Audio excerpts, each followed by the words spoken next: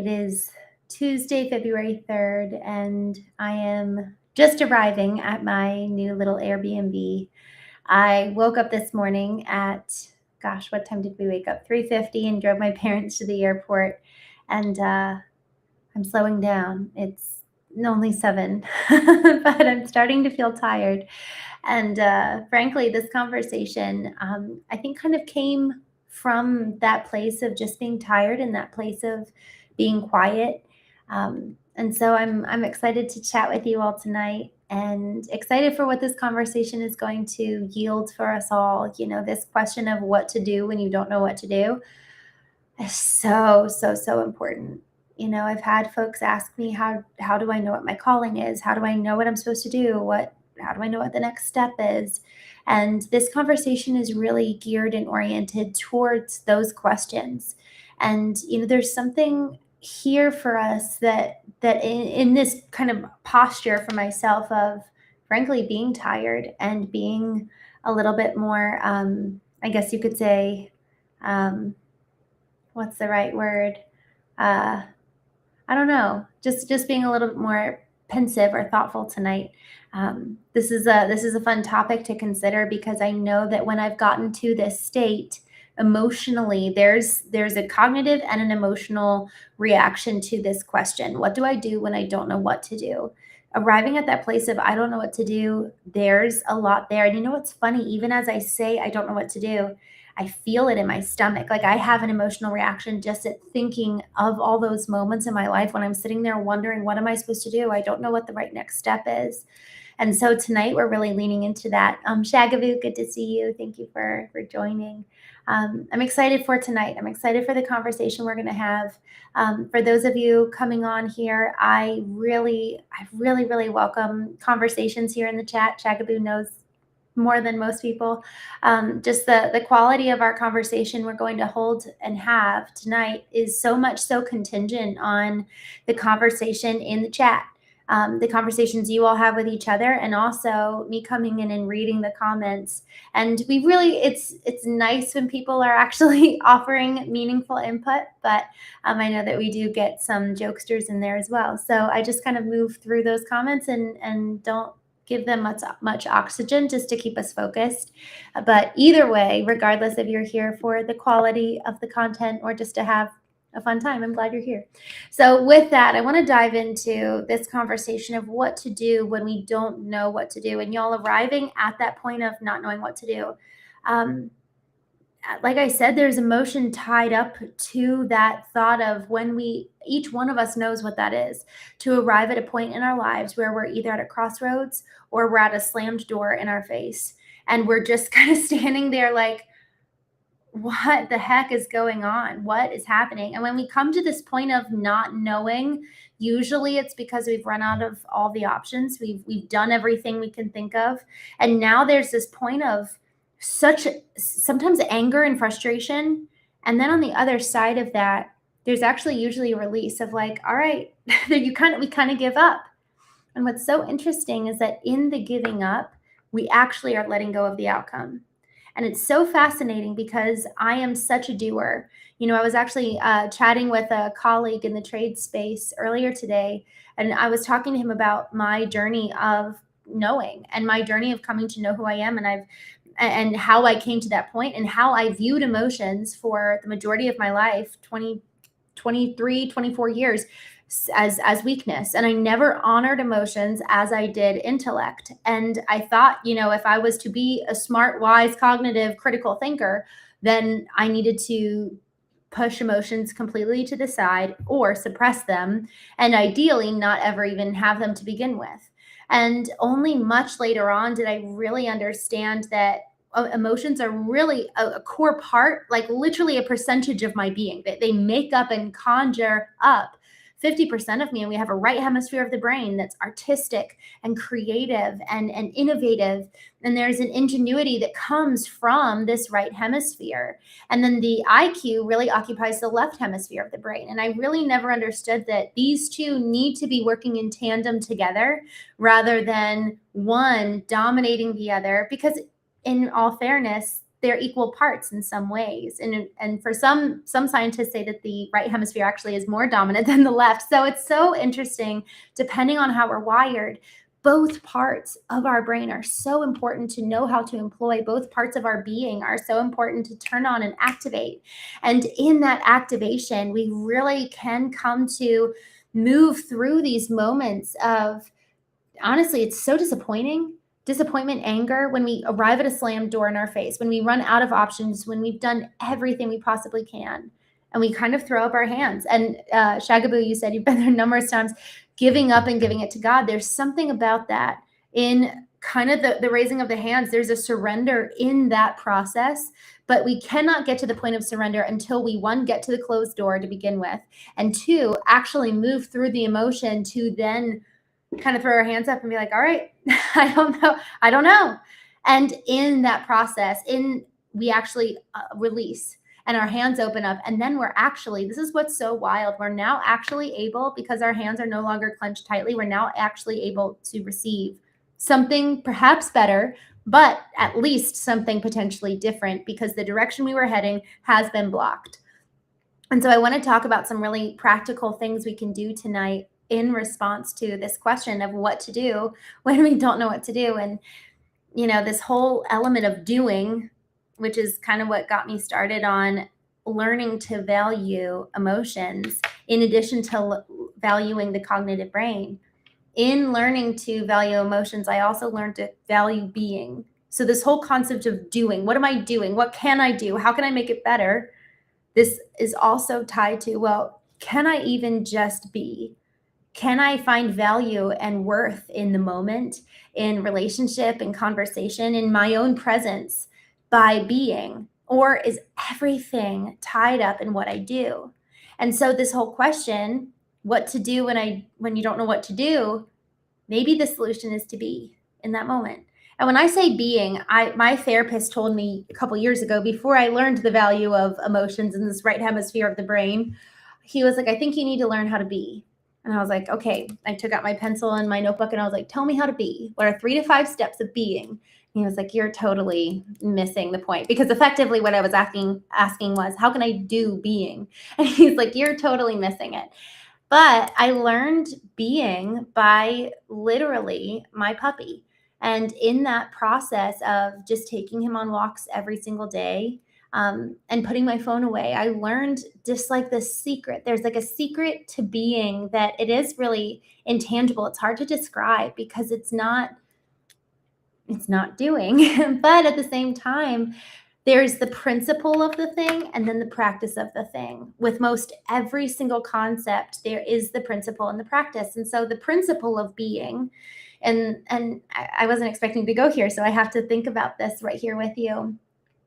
The principle of being, and I'd love to see some of y'all here in the chat on around how you would describe the principle of being. The way I think of being is actually kind of to what you're talking about, Shagaboo, of actually the letting go and being present. Like, I think being is presence, being is peace, being is here and now, being is a letting go and a surrender and an ability to really experience the here and now and the presence of the moment. I think that's being. And the way that I learned being, so the practice of being, for me, it has actually looked like practically speaking, the practice of being for me has looked like slowing down, like truly actually slowing down, like taking a pause, because I move quickly. I always have. My grandma has always said to me, while she was alive, she would always be like, man, you move so fast, Christine. And so I do. I move really, really fast.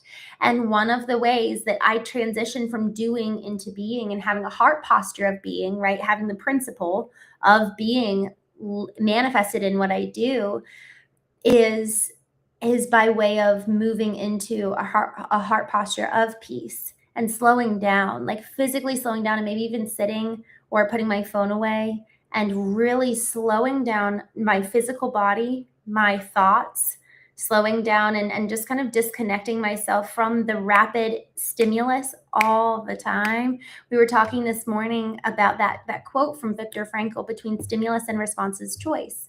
And so choice in that moment, in that moment of time between stimulus and response is being. Doing is the response. Being is what happens in the cultivation. It's the in between, it's the space.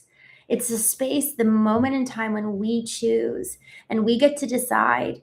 But if we're constantly responding and we don't ever take a moment to really be and choose with intention, with awareness, with a cognitive and emotional presence, man, we're going to live on autopilot. We're going to live on default behaviors and default belief systems and default programs rather than empowering or employing the power of choice to make a new decision, to make a new pathway for ourselves, to make a new program.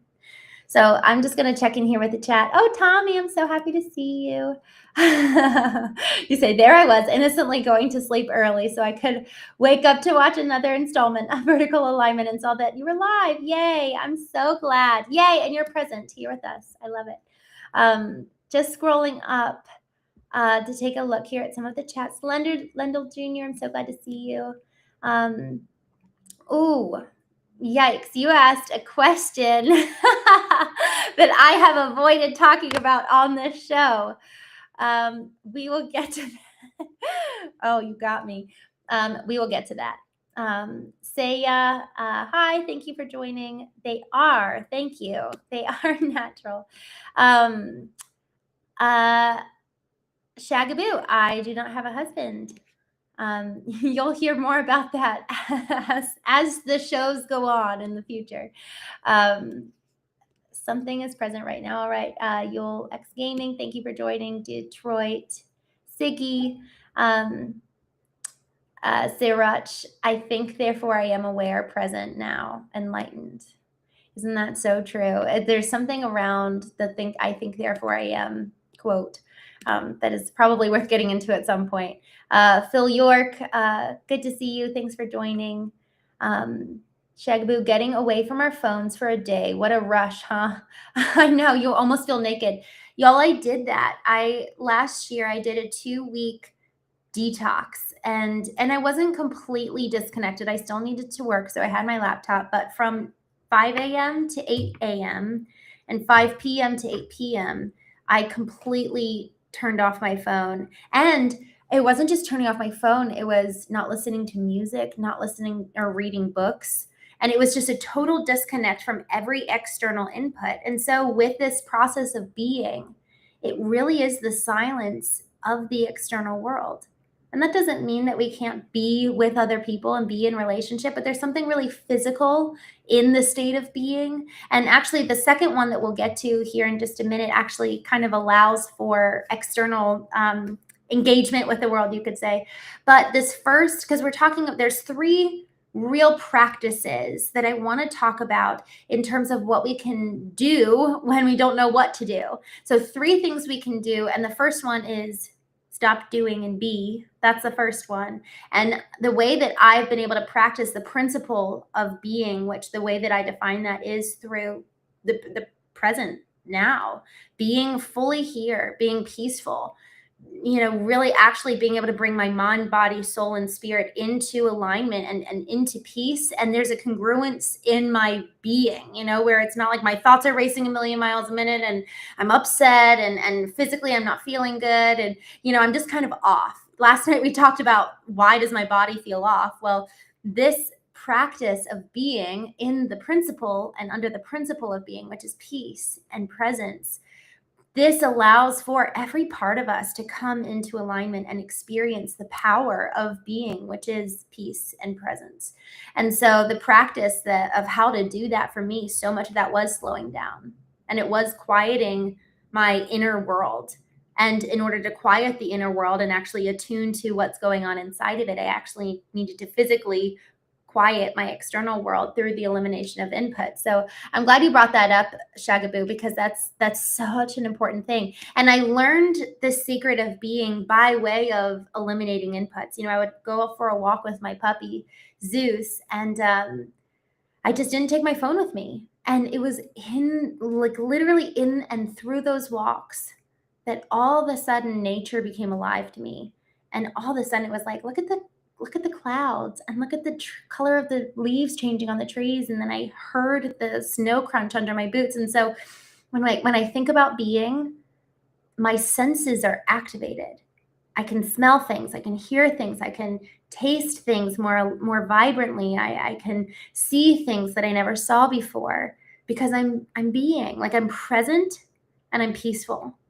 And that is a sure sign for me that I am in this state of being. I'm here, I'm in the now. And that has staved off so much fear and anxiety, because this emotion and energy that comes with this question that we're talking about tonight of what do I do when I don't know what to do? There's an anxiety and a fear so often wrapped up with that, a frustration. And when we move through that on the other side, we get to kind of throw our hands up and be like, screw it, I don't know what to do. All right, let me like take that breath and let go. And then we can actually move into the state of being. And what's so interesting is that in the being, that's usually the right hemisphere of the brain, that's actually when creativity starts to flow. And the reason why I wanted to talk about this tonight is because I got in the car and I had a 30-minute drive, and I was like, how can I make my time intentional and useful? Because I really, like, a value of mine is not to waste a moment. And so I was driving and I was thinking about the show tonight, and I was thinking about, I'm doing a whole email campaign. And I was thinking about these stories from, success stories that I can use as case studies and all this stuff. And I realized, I was like, you know what? My mind is tired. I'm tired. And I have experienced in the past that when I'm being, rather than trying to do, especially when I'm tired, man, when I'm being, and this gets to the next point, which is rest, in being, which often can look and manifest like rest, I actually get access to creative ideas. And so I turned on music while I was driving and just started singing. And singing actually releases dopamine, kind of like running does. And so I started singing in the car, and then I got some really cool ideas for what to talk about tonight, because this is a good topic, but also what to do for the campaigns, the email campaigns. And it was in the letting go of, like, I don't know what the campaign should be. I don't really know what I should be focusing on even right now. And I letting it go, turning on music, and actually allowing my body to come down from kind of the hustle and bustle of the day, and kind of slowly start unwinding. And in the unwinding, in the letting go, all of a sudden an idea for the campaign came. And so, number one, the first thing we can do when we don't know what to do is be. And then the next thing we can do is actually rest, literally rejuvenating our minds and souls and bodies. For me, I love singing, and I also have really come to appreciate stillness and just silence. And I think that as I further detach from the constant stimulus of the phone and external noise, there's something that I've really come to value, the silence and the silence of the soul, because in that quiet, our soul begins to speak. And intuition, the Latin root of intuition is intuere, and that means to be taught from within. So when we talk about intuition, when we talk about intuere, it's the ability to hear what's going on inside of us. But if we're so filled with noise from the outer world, but also just our inner world is so full of things that we haven't processed. This is the thing with being.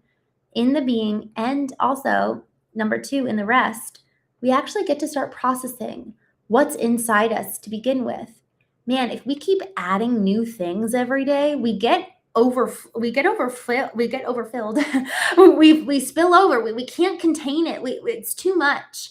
And then it's like effectively a broken system. Think of it like the inputs that come in is like an hourglass. I think it's an hourglass. Isn't that what it's called? Where it's the time glass where you flip it over. I think that's an hourglass. You guys correct me. You guys are I always have these questions. Yesterday I forgot what an iceberg was called. I need to sleep. I need to rest. So this is why we're having this conversation. An hourglass. So it's like all the inputs come in, and then there's like this very small center It gets so, so, so narrow, and that's our information processing system. That's where every single input has to filter through. It's like a funnel, and then it comes out of us in the overflow and in the outpouring of our souls and of who we are, and the outputs, and the way we show up at work, and the way we show up with our families, the way we show up online. All of that is the output. So we've got all these inputs, this tiny, tiny little section for processing, and then all the outputs. And y'all, if we don't allow for the being and the rest to facilitate all the processing that needs to take place, it really gets clogged. And then we start getting headaches, and then our body starts feeling stressed, and we wonder why communication is so hard, and et cetera, et cetera, et cetera. And it is in the being, in the stillness, in the rest, that we actually can begin to process what is going on. How was my day? A lot of times I'll ask people, how was your day? And it's like, I don't even remember what I did. Well, it's because we're moving so fast. And so in the being, slowing down and actually leaning into the moment and really being present. And then also in just resting. And sometimes resting is, sometimes we do, I turn on music. That was my way of rejuvenating. And each one of us has a different way of rejuvenating. But another way of me resting is silence. So each one of us has different ways. And frankly, I'm going to take a moment and check the chat and just say hello. So I'd love to hear from you. What are your favorite ways of rejuvenating? Say a thank you. Thank you for your kind note. Haha edits. I'm so glad you're here. I agree. I think that that's actually such good advice. Christopher Adams, the Greek philosopher, had once argued that being is the only existing reality. Change, therefore, is an illusion. Personally, I think this is nuanced because what is the context? What is the context of change? Oh man, you just reminded me of one of my favorite conversations I ever had on the Knowing Show.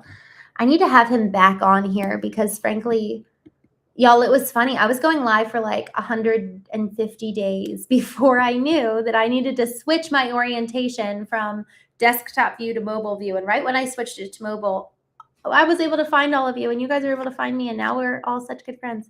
So this man, James, I am actually going to write his name down because I need to invite him back on the show.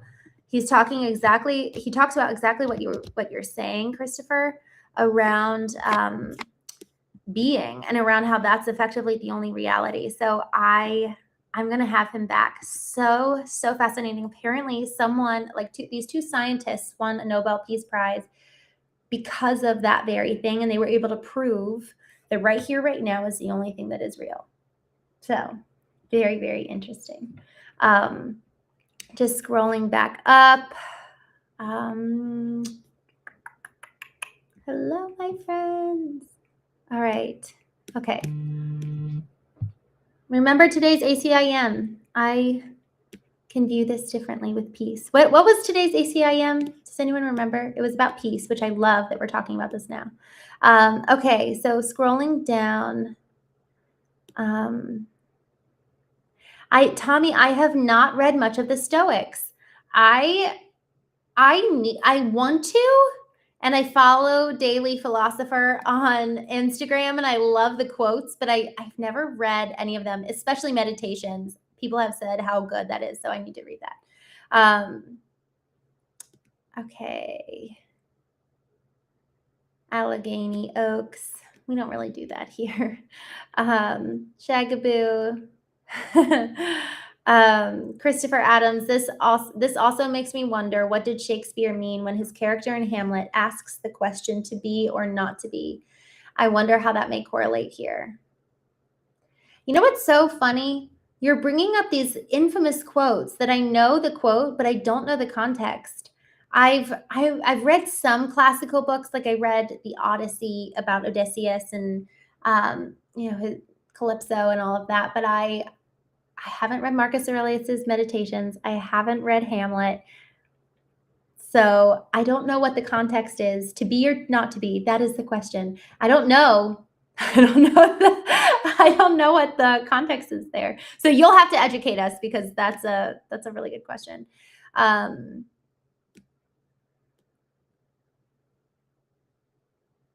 Chagaboo, Christine, social media, our cell phones, the internet, they actually move us farther from God, and it takes your focus off of God. Mm.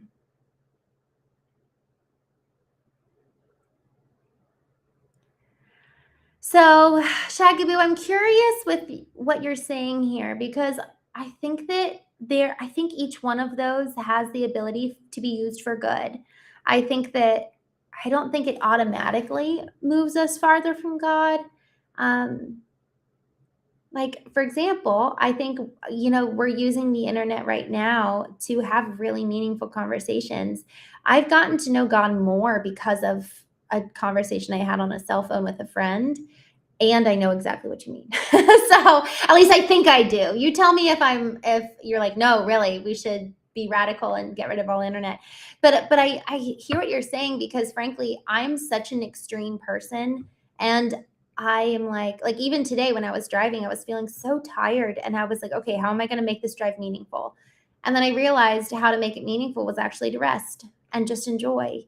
But my definition of meaning, I have a very subconscious narrative around meaning, which is that I'm doing. And I still have to reprogram my body that being is just as meaningful, that emotional intelligence is just as important to cultivate as intellectual intelligence, that understanding what my body is telling me is just as important as reading the data off of the analytics over there. So it's really, I'm still learning to reprogram my mind. And when things have been embedded in us, these narratives, these subconscious programs are truly embedded in us for decades. It can take decades to undo it. So I'm curious if I'm on the same page as you. Um, oh, Tommy, you're so wonderful. Tommy, you really talk about lighting up a room. Thank you. Thank you for being so kind. Um, Sunny, it's good to disconnect from the internet now and again. I completely agree. That is so good. Um, Tommy, yes, infinite amenti, infinity to the being. You really want to go to the ultimate edge. Go sailing. Oh, I love that. I can only imagine how sailing makes you so present and so in nature. I did a sailing trip in Santorini, and that was just magical. Okay, so moving down here, hourglass. Thank you. That was correct. Hi, Michael Jameson. Good to see you. Thanks for joining us. James Hay. Um, says, I like to pick up trash in parks for peace of mind. I love that. Honestly, and what a beautiful way to be spending time that actually serves and cares for other people. That's so inspiring, James. Thank you so much for saying that. I really love that. Frankly, I think I might copy you at some point. I really love that. All right, just continuing to look down. I'm just looking at this. All right, just scrolling down. The Douglas, thank you for joining. Hank, thanks for coming on here. Christopher Adams, I'll take that list. If you have books by all those guys, or I don't know, I guess they're just quotes by each one.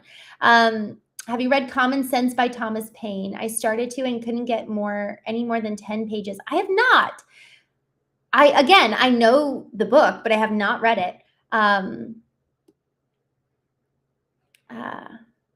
Thank you guys. I gotta say, so many comments on teeth.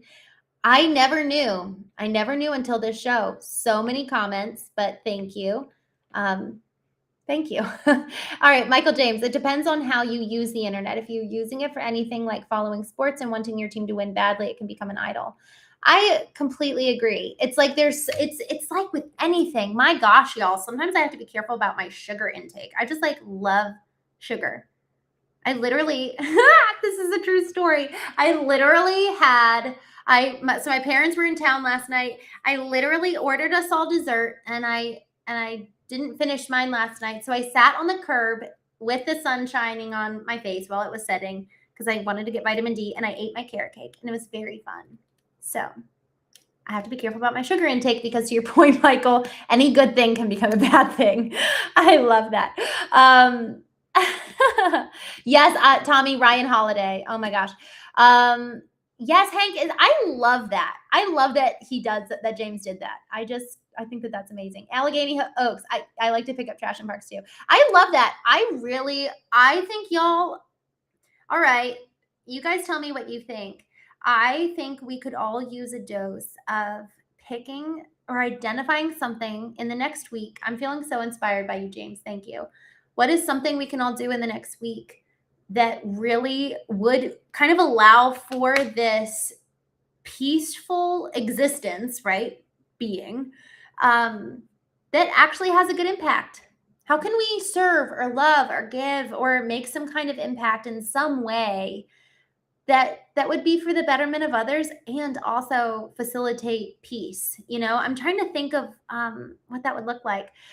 Christopher Adams says, in the summer, something I find peaceful is feeding the mallard ducks at my local park. Taking some time to steward God's other creation is always fulfilling. I love that. Oh, that is so beautiful. Y'all, I think we need more of this. Wow, James. He says, it got me over my ex cheating and leaving me. Oh my gosh. I'm so sorry that happened.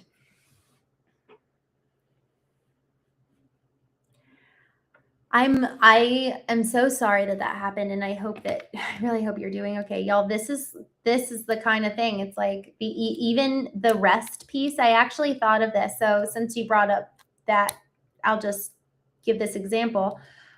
When I wrote down, because I actually wrote down some of the things that I wanted to share tonight, and I wrote down being, slowing down, leaning into whatever comes up for us, physically, emotionally, spiritually, mentally, whatever comes up.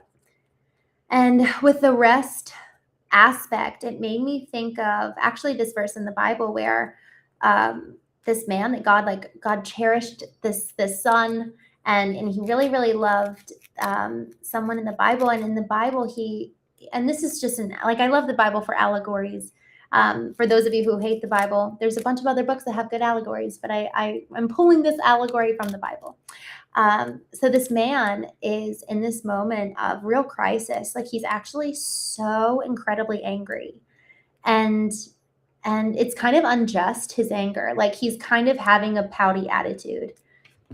But what ends up happening, which I just think is so beautiful, it says the Lord put a deep sleep upon him. And then when he woke up, God provided him food and water, and then he went back to sleep. And then he woke up, he ate and slept again, and then he woke up and he just felt restored. And then he was ready to do what he was supposed to do. And so there's something about rest that I actually think it's like knowing when to rest. And as I wrote this down, the other thought I had is, well, what about those of us who talk about any good thing, when sleep it becomes an idol in and of itself, like you were saying, Michael.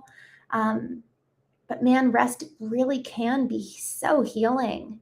And I think that if we look at rest and we look at food and these things as sources of nourishment, rather than, oh, it's just something we do all the time, but intentionally sleeping and intentionally eating and intentionally walking and moving and being in nature and intentionally going out and sitting in the sunshine with carrot cake. It was very fun.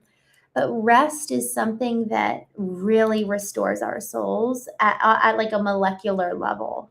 And so I was just thinking of that when you mentioned that, James, because I know for me, when my husband left, so shagaboo, I'm not married. That's what happened. When my husband left, it was I needed a lot of being, a lot of slowing down, leaning into the emotion, letting it out, and then resting and just sleeping. And my therapist at the time, I was like, am I getting depressed? Like, I don't know what's happening. And she said, if you weren't experiencing this, and she said what I was experiencing was circumstantial depression. And I had never heard that phrase before, but I was like, oh, that makes a lot of sense. Like, that actually makes so much sense. And she said that it would be concerning for her if I wasn't. So just wanted to put that out there, that our bodies really know how to heal us if we listen and if we slow down long enough. So first we kind of have to start being to slow down, then we can lean in, and then we can rest. And in the rest, so often it's the rejuvenation that's necessary for us to even, get creative around the potential solution that we may not have seen earlier, or even just have the strength to continue pressing on. Because sometimes when we don't know what to do, that's our sign to stop doing, go and be, and then come back and do it again. And maybe now's the right time. All right, just jumping back in the chat, and then we'll move on to the last, final, third thing. Hello from North Carolina, Drew. I'm so glad you're here. Thank you. From Brazil, Maro, Don. You got a long name, but I'm so glad you're here from Brazil. Thank you for joining. Shagaboo says, I feed the crows every morning, and I even have names for them. Oh my gosh, I just love this. They wait until I get up and step out of my back door, and they all greet me with their caws. Meaning that they want food. I'm obsessed with this.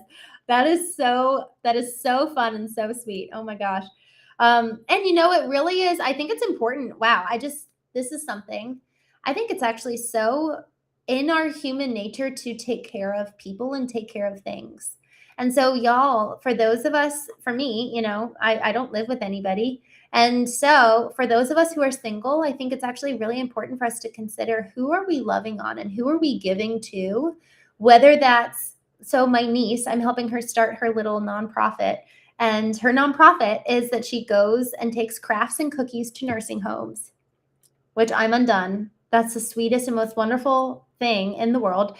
And so we did that. We went to a nursing home a couple weeks ago around Christmas and sang carols, and gave them cookies and crafts. And it was just so sweet. And we're going back again on Sunday. And so how can we take the energy and the life and the love that we've got, especially when we don't know what to do, go and love somebody? And that's actually the third thing. Do the next right thing. Jordan Peterson talks about this. He's a Canadian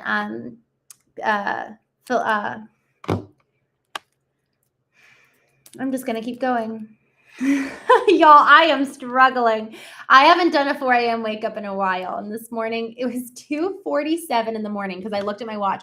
My parents are whispering because we got 2 queen beds. My parents are like whispering in bed next to me. And I'm like, oh, I guess it's time to wake up. My alarm hasn't gone off yet. So I look at my watch, my Fitbit, and it's 2:47. And I'm like, what are you guys doing? And they're like, oh, nothing. And I was like, what is going on? So technically, I woke up at 2:47, went back to bed until 3:50. But anyways, I'm struggling.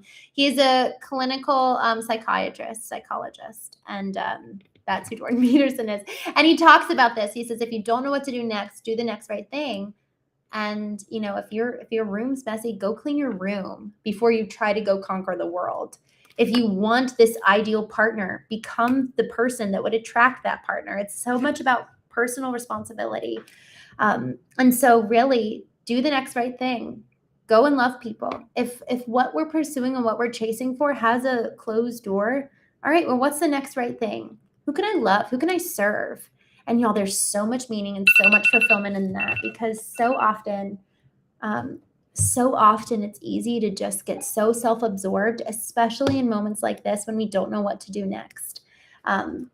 So with that, let me just check into the chat. My productive addiction. 100% per se, high school miracles for dinner tonight. Wait, I don't get that. Is that a song from High School Music?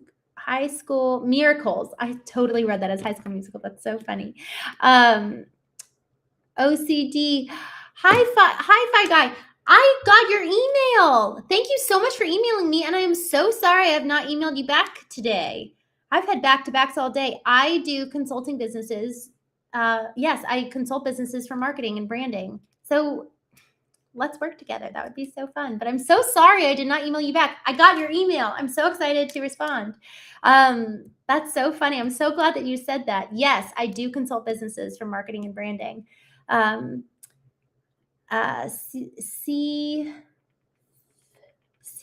Lou walking backwards. Hello. Yes, I am no longer married. My music, Gen X. Is your birthday October 10th? Yeah, that was cute. My birthday's July. That's so funny. Shagaboo, you're telling me a piece of carrot cake with Cool Whip or a slice of coconut cream pie. Yeah, it's so soothing, so good. Drew Young, thank you. It was quite awful, and maybe I'll do a whole episode on that at some point. But thank you, the great one, man. You guys are being so kind tonight. Normally people are mean. So thank you. You guys are making my night. Tommy says, I broke my rule of getting up early to do Christine Marie's vertical alignment and Costin's time blocks the other day to just go back to sleep and get great rest so I could give proper attention to the former. Oh, I love that. Tommy, are you doing the 21 days of vertical alignment? For those of you who don't know, and I should probably do a better job talking about this. For my birthday this past year, and I've just been playing with my pencil if you're wondering what this is. For my birthday this year, I created verticalalignment.com. My friend bought it for me for my birthday, that domain. And if you go to verticalalignment.com, there's 21 days of emails that can help you get aligned every morning. And, I talk about our mind and body and soul and spirit, and the prompts every single day. There's a prompt or some kind of way to bring every part of us into alignment. And then it follows the acronym ALIGN, L-I-L, no, y'all, it's rough tonight. ALIGN. A is awaken, and it's awakening our bodies and just really tuning into our physical body and just kind of doing exercise or even just deep breathing. L is listening to our emotions and tapping into the soul. And honestly, both of those go hand in hand, because a lot of times our emotions actually show up in physical sensations. So like I'll get tightening of the chest, and usually my emotion is tied to something happening kind of in that region around my heart. And so I is illuminate, and that's the time when we illuminate the spirit and we actually really fixate on what's true, what's right, what's good, what's more true than my emotions, what's more true than even what I'm sensing in my body. And then G is grow, and that's where I will ask a question of you that I've asked myself. And ODC, I also host experiences, like knowing experiences for corporate organizations, for individuals, for business owners, and just for leaders. And so a lot of times we'll just do really intense work together where we'll all be in a room in the house for 3 or 4 days. It's like camp for adults. It's so much fun. And we go deep. We go really, really deep. And so some of those questions are in the grow section. And then N is navigate. And how are we going to show up the rest of our day in response to what we've just kind of worked out and worked on ourselves in? So Tommy, I'm curious if you're actually doing that. That would make me so happy. Shagaboo, you're getting old when you start to enjoy feeding the birds. Man, then I was old as a young kid. Chris Radams, he's a licensed psychologist. Thank you. I do know that. It's just like my axis between my brain and my mouth is very far tonight. Oh my. Okay. All right. Oh my gosh, Tommy, I know. Melt my heart with your niece and her nonprofit. The great one. I've heard that Professor Peterson is, frankly, I've seen him decline kind of visibly, but yeah, I know it's wild. James, I'll tie my rib for you. That's funny. Michael Jameson, I feed the homeless in Frederick every Tuesday evening. Do you go to the Frederick Rescue Mission? Michael, I think I've seen you there once before. I bet we both volunteered there one time. I know you.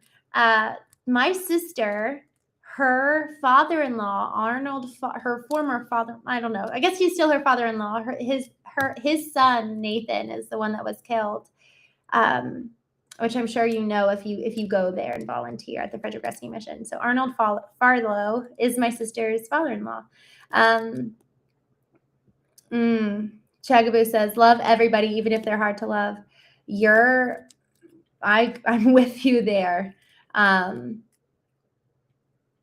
James says, my dad said he'll kick me out if he sees it messy again, and it's twice as worse as it was. You know what? Do it now. Do it now. We'll all hang out with you while you clean your room. I love it. That's actually something that I'm really working on right now, is doing the thing that I know that I need to do right away. Drew Young, how do you address body acceptance issues? I am fit, muscular, but find it a topic. Not sure if you address this. You know what? If you're up for it, Drew, I don't think I have a guest tomorrow night. I am going to make that our show for tomorrow night. I'm so glad that you brought that up, because honestly, yeah, I don't have anybody on for tomorrow night. This is perfect. Tomorrow night, we'll talk about this on the Knowing Show at 7 p.m. Mountain, 9 p.m. Eastern. So I'm going to take a note of, actually, I'm going to screenshot this so I can save it, because it's so funny you brought this up. While I was eating my cake in the sun, as the sun set, I literally thought about talking about this very thing. So thank you for bringing that up. I had that thought already, so I love it.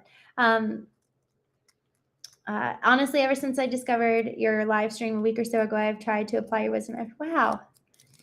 Christopher, thank you. I've been trying to really discover who I am. You're going to make me cry. Thank you. Thank you so much. Y'all, this is really like what I want to do for the rest of my life. This is my mission. It really, really is. You know, I've got my branding and marketing business, and it's such an outlet for me strategically. And I get such a kick out of data and strategy and all that, and bringing empathy to marketing. I love that. But man, I just, this is the thing that I really want to see change culture. You know, the way that we actually really operate and the way that we function as individuals, you know, and each one of us, I believe it to my core. The thing I believe probably most out of anything is that each one of us is created so uniquely for a reason. And there's no accidents that we're here tonight in this chat, that we're here tonight in this space together. And you're so on purpose. You know, me too. Everything that happens is for us. I really believe that. You know, my husband leaving, that was for me.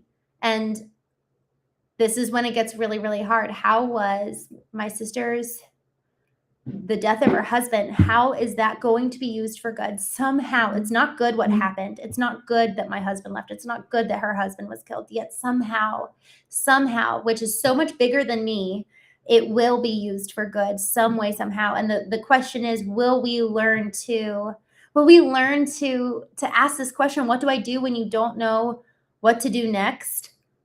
And will we actually start applying some of these things that we're talking about? Because it's so easy to just talk about it. But like A Course in Miracles, what we're reading through every single morning, actually applying that and putting it into practice, I've been changing. Y'all, I've been changing over the last 33 days of doing A Course in Miracles with you every single morning at 8:30 a.m. Eastern. That time has been so meaningful. And I set my alarm and it goes off throughout the day. And it reminded me to be peaceful today in moments that were they were small, but they were meaningful. And I want to reprogram my mind, and we all get to do that. And we get to choose who we want to be. So with that, I'll keep going. And then I do need to jump off because I've got another show to do that's all about marketing and branding.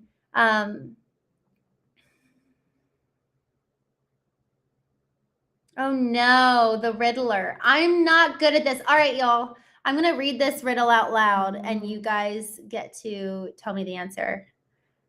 The Riddler, I think you just got on. I have been not fully as cognizant as I normally am. All right, the Riddler. Riddle me this. I am loud and obnoxious. I like music and rhymes. I am a fraction of the population, but commit half the crimes. Who am I? All right, guys. Who's going to get it? This is fun. Oh, Tommy. Oh, I'm so glad you said. In fact, I sent you a Facebook message about dipping out of your 61-day challenge so I could focus on your vertical alignment first. Yay. I'm so glad. Well, I want to hear your feedback, one. And two, I'm going to start another 61-day challenge April 1st. So for anyone who wants to do the 61-day challenge, just let me know. Okay, James says it's 2:37 a.m. and I will definitely get told off for making noise, but definitely tomorrow. I love that. Omar, thank you. I love that. Sound Elf, thank you. I'm so glad you're here. Shagaboo, my wife and I were happy for 20 years, then we met. Oh, wait. So you're not happy? Uh-oh. I don't think I knew. I wasn't seeing that coming. Okay, y'all, I need to go do this other show. I'm sorry I didn't get through all the chats. Oh, the Riddler. Black is the correct answer. And Regiment says that's racist. Oh, no. Well, now that's not a good way to end the show, but I guess that's where we're at. Y'all, I'm going to go to Foundation First Marketing. That is the marketing business side of, oh, wait. Someone asked me, Sender V, are you still here? I think, or Lendl Jr. One of you asked me a question where I was like, oh no, I don't want to talk about it, but I will. Let me know if one of you guys, I'm trying to find it I'll talk about that too. But I want to be intentional about it because it is so, it's so like, man, people just get so angry and I don't like, frankly, y'all, I don't like talking about things that people get angry about. But there was a hard conversation that we needed to have tonight. So I will come back. Are either one of you still here? Brian, I'm so glad you're here. Okay. Okay. Pattern recognition isn't racist. True. No, you're absolutely right. You're absolutely right. You know what, y'all? I'll tell you, I get nervous around, somebody brought up politics earlier, and I just get nervous talking about things and I'm just being so candid with you guys. I just really want this to be a place where there's so much love, and that doesn't mean that there's no moral guidelines and I just want it to be like, no, genuinely there is a spirit of love.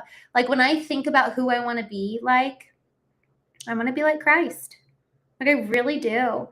And he freaking went and hung out with every type of person. People thought and called him a drunk and a sinner. And I'm like, yeah, screw all the religious people. No, but and I don't want to go too far. I already said tonight that sometimes that can be extreme because I do love God. And I also I know that there's just so much pain and so much hurt and so much is divisive these days. And I just don't even want to go there. So sometimes I just get nervous sometimes, but the Riddler, that was a good trick. Okay, tomorrow night, 9 p.m. Eastern, we'll join and come hang out. And then tomorrow morning, 8:30 a.m. will be on the Knowing Show for A Course in Miracles. And then right now, I'm going to go hop over to Foundation First Marketing. It's a brand new show, brand new channel that I'm just starting. I started going live on Friday. So if you guys want to come hang out with me, I will drop the link and we're going to talk business because I'm trying to grow that business. Makes sense, right? All right. I am going to go hop over there. If you guys want to join me, I'm dropping the link here in the chat. Foundation First Marketing is the channel. We do digital marketing for trades companies. All right. All right, y'all. Thank you. So good to be here with you tonight. I loved our conversation. Thank you all so much. It was so encouraging. I just am so grateful for each one of you really genuinely being wonderful tonight. So thank you it felt fun and respectful and playful and all the things. So really appreciate you guys. And let's go do the next right thing. So with that, I will see you hopefully tomorrow morning. And if not, I'll see you hopefully very soon. All right. Bye.